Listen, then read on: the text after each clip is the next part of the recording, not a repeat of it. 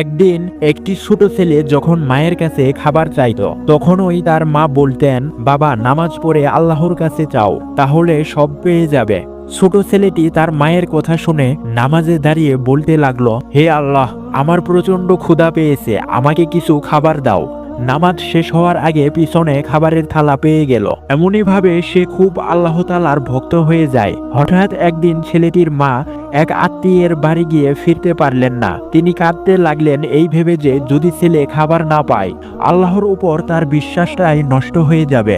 এতদিন তো আমি তার পেছনে খাবার রাখতাম, কিন্তু আজ কি হবে? পরদিন খুব সকালে মা বাড়িতে এসে ছেলেকে জিজ্ঞেস করলেন, তুমি কি গতকাল খাবার পেয়েছো বাবা? ছেলেটি বলল, হ্যাঁ মা, পেয়েছি। মা অবাক হয়ে জিজ্ঞেস করলেন, কিন্তু কিভাবে? ছেলেটি বলল, কেন মা, এতদিন যেভাবে পেয়েছি বরং গতকাল সবচাইতে সুস্বাদু খাবার পেয়েছি। নামাজ শেষ করার আগে খাবারের সুঘ্রাণ আমার নাকে আসে, তখনই বুঝতে পারি আমার খাবার এসে গিয়েছে। ছেলেটির মুখে এই কথা শুনে মার সাথে সাথে নামাজে দাঁড়িয়ে আল্লাহর কাছে শুকরিয়া আদায় করলো।